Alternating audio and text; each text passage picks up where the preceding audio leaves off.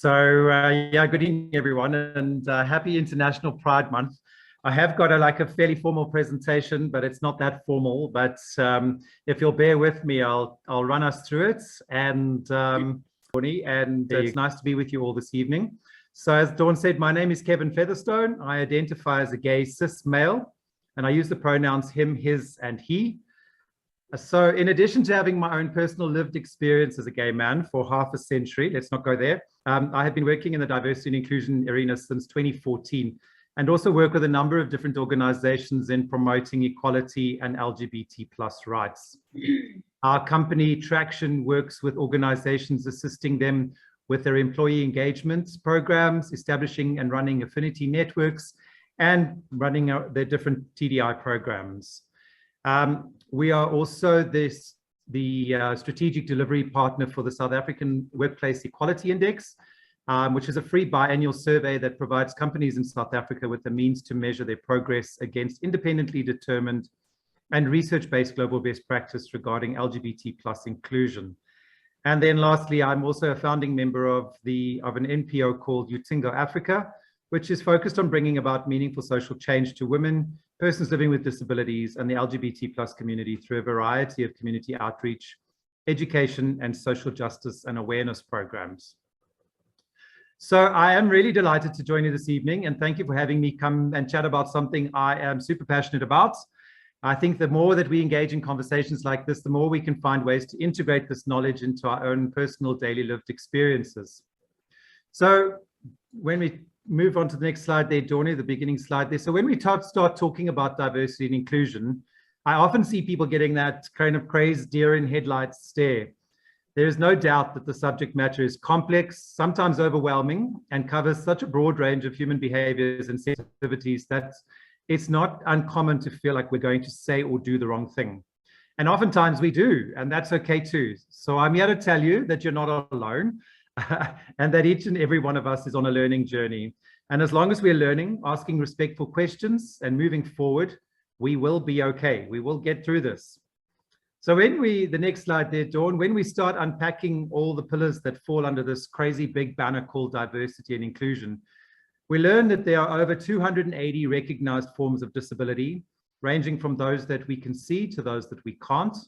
Research shows that mental health is going to be one of the biggest workplace challenges in the coming years. And this is, of course, being amplified by what we've all gone through in the past few years in dealing with COVID-19 and what we're continuing to go through.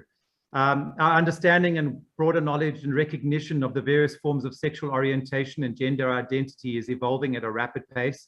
And we still have a long way to go with regards to awareness, visibility, representation, and understanding in this regard. Women's issues remain a priority, with the World Economic Forum predicting that we may only achieve gender parity, this is a very scary statistic, from a wage and equal rights perspective in another 30 years. And that's in the first world. They reckon even in longer in some territories where some women still face gross human rights abuses and are still not even able to vote. Generational issues are becoming more and more obvious, especially on continents like Africa, where more than 50% of the population are considered youth. And COVID-19 has propelled the digital revolution into the metaverse. While not a major priority compared to some of the other pillars, bridging these generational divides and developing a better understanding of the core issues will help to reduce internal grievances and drive a more cohesive corporate culture. And then, of course, coming from a country like South Africa, where we are hardwired for race and ethnicity issues, especially considering our history of apartheid and the history of our continent with colonialism, tribalism, fascism. And in 2022, we're still dealing with religious and cultural wars, not only here in Africa, but across the planet. It's no wonder that this pillar remains one of the biggest challenges and why it tends to occupy so much airtime at so many levels. And then, of course, just to round it off, all the key pillars aside, we cannot ignore personality as another important component for consideration. We're not all the same. Some of us are extroverts, some of us are introverts. And if you're like me, then you consider yourself an introverted extrovert. These key distinctions are just some of the numerous personality differences we all experience each and every day in our interactions with each other. So when we take all these differences between language, culture, religion, ethnicity, race, traditions, sexual orientation, gender identity, age, personality, socioeconomic issues, disability, and then we throw in all the various local, global, political issues, it's understandable that this seems like one rather crazy large elephant, with many of us not even having the faintest clue how to go about tackling all of this as an organization. Especially when our daily business operations, our strategy, our bottom line, our customers and our shareholders take a priority, which is obvious, right? But this often results in our people issues taking a back seat. And this seems to be, and it seems to be that it's regarded as more soft and fluffy, which is something that we really need to address. As leaders, business owners, and employees, it is difficult to know where to start and how to take the first bite of this elephant wrapped up in this broad term called equity, diversity, inclusion, and transformation. It is definitely a minefield, but it is also not as complicated as we make it out to be if you're willing to put in the work. Next slide there, Dawny. So I believe that you are probably familiar with the term unconscious bias, which is something we all have based on our cultural, traditional, religious, and environmentally based perspectives with which we experience and interact with the world. We all have them, and it takes work and effort and raising our own awareness to be more mindful of our thoughts, words, and actions in relating to people who may be different to us in whatever way, shape, or form that may be presented or experienced. Unconscious bias is often defined as prejudice or unsupported judgments when comparing different people, groups, or even things that are usually considered unfair or unjust. And there are many examples we experience each and every day in our interactions with each other. So, I want you to think about this, just take a moment to think about some of the times that you make a judgment about someone on the bus or in the traffic or in a shop, or when you get a phone call from somebody, when you're chatting to strangers, or even when you're chatting to colleagues. You don't need to share those examples now. Don't worry, I won't put you on the spot. But I want you to know that we all have unconscious biases, even the Pope. We all do it each and every day, and often we don't even realize it, hence the term unconscious. But this is why in conversations like the one we're having today are so important. As the more we learn about each other, the more we understand our differing perspectives, our different backgrounds and ways of being, and that we can really then start relating to each other as human beings. So I want to share a little story. I was recently having lunch with some friends of mine, and one of the friends at the table is a straight white man. He's very kind, he's compassionate, he's generous. He's a very dear friend. And while I was telling him about some of the work that I'm doing, he turned around and said to me, "Kevin, isn't it just time we move on and start getting over ourselves?" To which I agreed. I think it really is time that we start getting over ourselves. But then I asked him this, and I ask you the same questions, as there will be very, very different responses from each of you. So I said to him, when you walk into a restaurant or a bar, what is your instinctual reaction? So he looked at me and shrugged and kind of thought, what the hell are you talking about? So I then said, okay, so when you walk into a meeting room and you're presenting to people for the first time, what's your instinctive reaction? He looked at me sideways again. I said, okay, so when you're presenting to people or operating in a group, how do you go about it? Looked at me again, when I'm not sure what I was kind of going on about. And then I said to him, okay, so this is my daily lived experience. As a gay man, when I walk into a bar, I immediately scan the room to see who there might be that might cause me harm. Is there a group of rowdy people, mainly men, who might be drunk or getting drunk, who might think that the way I stand or the way I talk or the way I interact with my friends might be sport for them to come beat me up? When I walk into a restaurant or into a mall, I'm aware of who's there, who might possibly cause me harm if the opportunity presented itself for them. When I walk into a meeting room, I am acutely aware of who's seated at the table and who I might need to win over with a self-deprecating joke or another technique that might quell any fears or anxieties they might have. Each and every day, I'm aware of my surroundings and who might be there to beat me, bully me, call me names, or try to disparage me in some way just for being gay. And this is sadly the daily lived reality of all marginalized communities. When women get dressed each morning, they have to think whether they're dressed too sexy or too frumpy. Are they asking to be raped? Are they asking to be hit on by unwanted advances? Do they look professional enough, but not too intimidating so as not to be one of the boys? Marginalized community members have to work 10 times harder to make themselves heard when presenting or speaking at events. Why do you think that so many people of color, and especially women, need to present their credentials at the start of their presentations? You don't often see men listing their educational credentials at the start of these presentations, particularly straight white men. Their credentials are implicit in who they are, and the world accepts them as they are. The world is designed around them and they never have to question it. That is really, please don't think that I'm doing kind of heterosexual white men bashing here. It's not to downplay or disparage them, but it is the reason why I start saying that personal transformation is the starting point to having different conversations and making space for other voices, other ideas, other ways to achieve our goals. So working in the D&I space, I have become acutely aware of my own unearned privilege as a white person, particularly in this country, and become more exposed and informed about the crazy inequalities that exist across all pillars of diversity, be it gender, disability, ethnicity, race, generational or gender expression, and sexuality. Yet the more I learn, the more I realize how much I have to learn and the work required by me to transform personally, and also how much work still lies ahead for us as a nation and a continent, and even at a global level.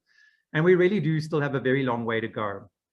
But the more I learn, the more aware I become that even now in 2022, we still lack the appropriate education, role models, awareness programs, and a society willing to learn, unlearn, and transform. And most importantly, we need healing, once again, on so many different levels. It is also important to remember that each of us has a role to play in shifting our mindsets and being open to change.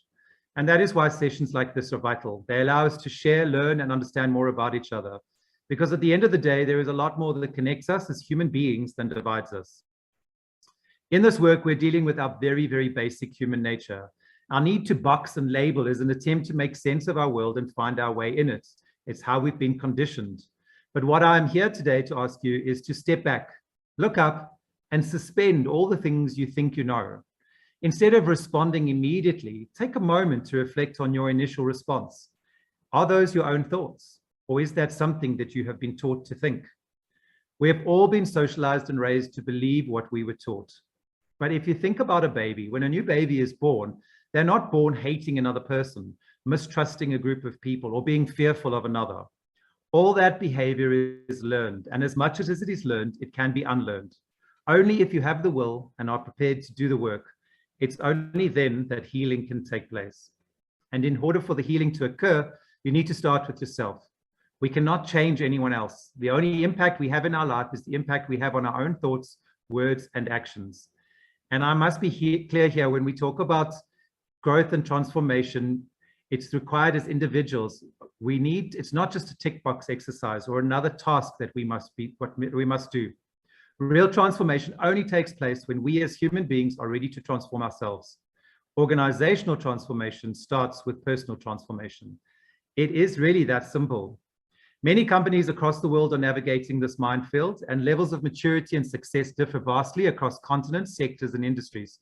Some companies are doing better than others, and some haven't even scratched the surface yet. However, I am glad to see that the conversations I'm experiencing are shifting from the so what and why do we need to do this to leaders really fully realizing and recognizing the business case for inclusion. On the next slide, you'll see that several studies all over the world are proving that when organizations harness the wide spectrum of diversity, they are better able to create harmonious, cohesive, innovative, and resilient environments that will outperform their competitors and provide new opportunities for people to flourish. In a Deloitte's Global Human Capital Trends paper, shows that inclusive workplaces are 6 times more likely to be innovative and twice as likely to meet or surpass financial goals. Employees who feel able to bring their whole selves to work are 42% less likely to plan on leaving for another position within a year. In another article from the Harvard Business Review, it says that increasing diversity does not by itself increase effectiveness. What matters is how an organization harnesses diversity and whether it's willing to shape its own power structure. On the next slide, I'm sure you are probably familiar with the core concepts around diversity, inclusion, belonging, and equity. Diversity refers to the full meaningful representation of all the pillars as listed previously. Equity talks to all of those represented being treated fairly and having access to the same opportunities. And inclusion is when everyone's thoughts, ideas, and perspectives matter and are respected. Belonging is, of course, the end goal where everyone feels accepted as members of the group, valued for their contribution, and connected to the organization and the people within that organization. I always say that when marginalized communities ask for equality, it is not that we want special treatment or we want to be treated differently. All we are asking for is the same space to be ourselves and be respected for who we are, how we present, and what we bring to the table. So how do we get there? ESG is one of the big buzz terms at the moment, with investors increasingly applying these non-financial factors as part of their analysis process to identify material risks and growth opportunities. I feel we're at the early stage of this, and I hope that more internal and external pressure around environmental, social, and governance matters will start having greater impact down the line. A lot of countries are implementing legislation like affirmative action or other ways to enforce, incentivize, or encourage business owners to become more diverse in their operations. As you guys will all know, in South Africa, we have a system called broad-based Black economic empowerment. However, unless these programs are implemented in the spirit that they're meant, I do not believe that they're as effective as they should be. It opens up a new world of elitism, favoritism, and cronyism, and does more to divide us than unite us. It is my belief and opinion that while the intent is pure, these systems only end up creating a whole bunch of new labels and boxes, further embedding this us and them approach with no real meaningful change. The theory is sound. The reality is sadly still nowhere near where we need to be. And please don't get me wrong, I'm not opposed to affirmative action or broad-based Black economic empowerment, quite the contrary, actually. However, I feel we need to look at the situation more holistically rather than just an obligation or tick box exercise. And that is where we as business owners, leaders, and employees have an enormous role to play in shifting the dial. As soon as we stop talking about these labels for labels and reporting's sake, the sooner we can start having more meaningful and impactful conversations. As soon as you can move on to the next slide, Dawn, as soon as we recognize and acknowledge that we are all just human beings with our own flaws, day-to-day struggles, different skills and expertise and life history, that we come in different colors, shapes, sizes, sexes, and we identify and present in ways that are unique only to ourselves. We need to also recognize that the experience of a Black woman from London is very different to those of a Black woman from Johannesburg. My experiences as a 50-year-old gay white man are very different to those of 50-year-old gay men of color. I have no idea what it's like to live as a lesbian or a trans person or as gender neutral. Yet I get lumped into this grouping called LGBTIQA+, and this box makes it safe and digestible for people to understand. Yet you don't understand it, I don't understand it. We are not one homogenous group. So all Black people cannot be considered the same, just as all white people, mixed race people, or all Asian people are not the same. It's okay to be different. So why do we insist on putting each other into these boxes, which do more to divide and separate us than they do to connect and bring us together? I think on a personal note, I want to share that, one of the most terrifying realizations I had when I started doing this work was actually how homophobic I was. And probably still am to some degree. I mean, this is something I continue to be confronted by and I continue to work on.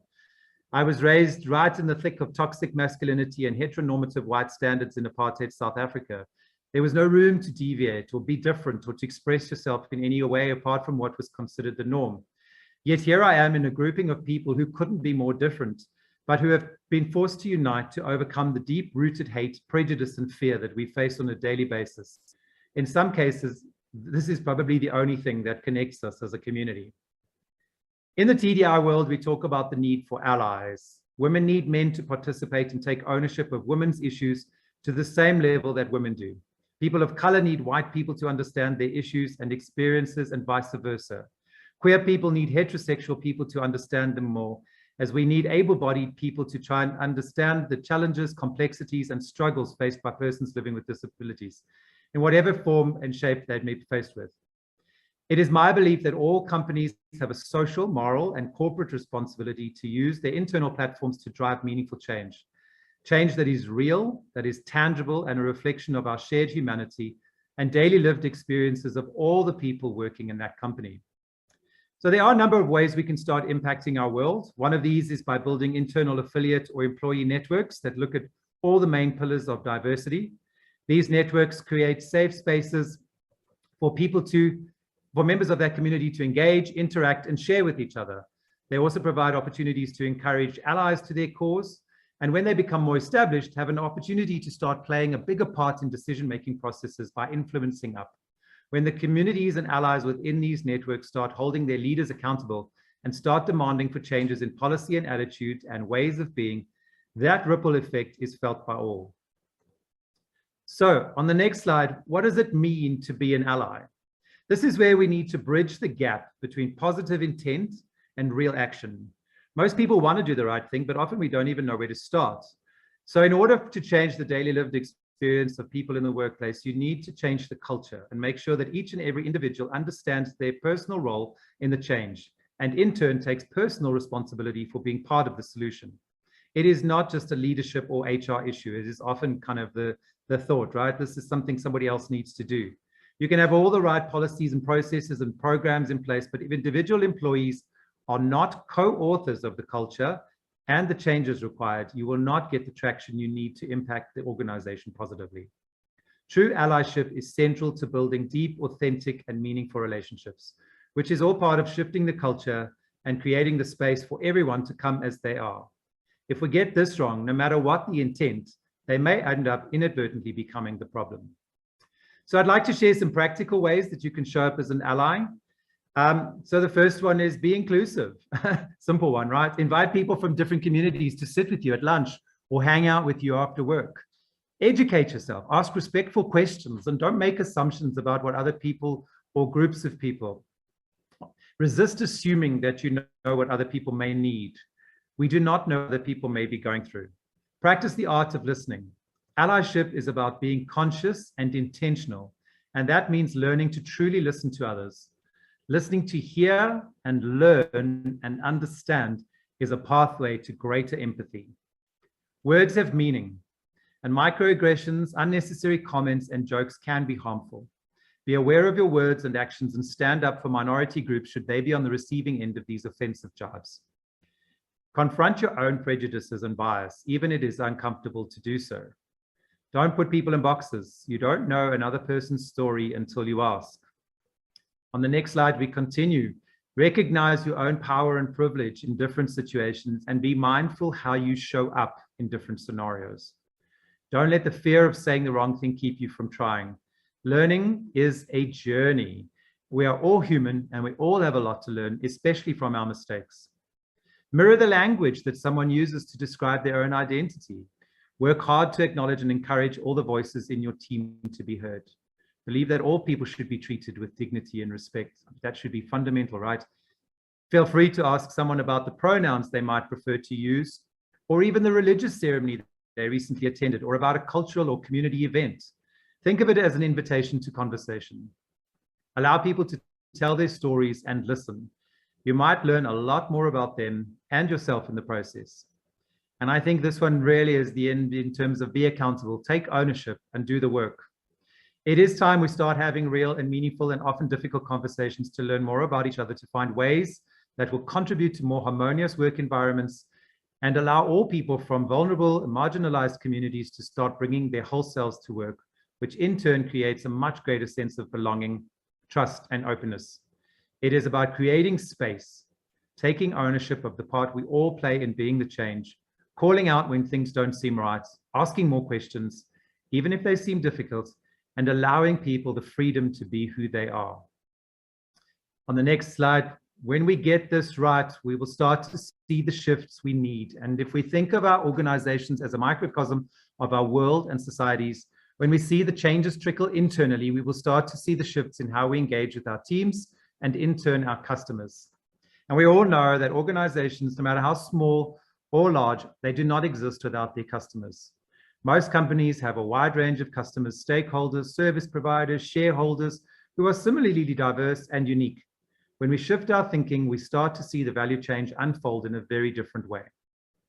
If we impact each layer and each subset and allow for everyone to be respected for who they are, less time is spent hiding, lying, wearing our masks, pretending, meaning that more work, more productive work time, happier employees, better service delivery and workplace effectiveness, and in turn, more satisfied customers. By creating environments that offer the opportunity for each of us to truly and wholly express our individuality, we offer the space for creativity, collaboration, and connectedness to thrive. On the next slide, you'll see some other tips. Your diversity and inclusion and transformation programs need to align with your organization's strategy, the values, and your overall objectives. It needs to become part of your DNA, and ownership and accountability needs to be held at every level of the organization. Leaders must lead from the front. They, excuse me, they need to do the work as much as employees. The conversations need to be meaningful, authentic, and constructive. Inclusion needs to be layered into everything you do, from your internal policies and processes to your hiring principles, your performance metrics and objectives, your KPIs, your recruitment and onboarding processes, team meetings, town halls, team building exercises, offerings in your cafeteria even, your facilities and real estate, customer application forms, newsletters, and in your company communications. By making small shifts in every part of your organization's DNA and the ways of working, you provide the possibility for people to feel safe and respected for who they are and how they can add value to your business each and every day. When we work together, we can do great things. And there's a wonderful African proverb that says, if we want to move mountains tomorrow, we must start by lifting the stones today. We all have a role to play in our families, in our social circles, in our workplaces, and the communities in which we operate. And it is only when we share and connect and take ownership of our own part in driving change that we discover new ways to move mountains and give voice to the voiceless. I encourage you all to try and do things a little bit differently. I encourage you to lead with empathy, understanding, and knowledge, and let the healing begin. And that's it. Fluit, fluit, my story is 8.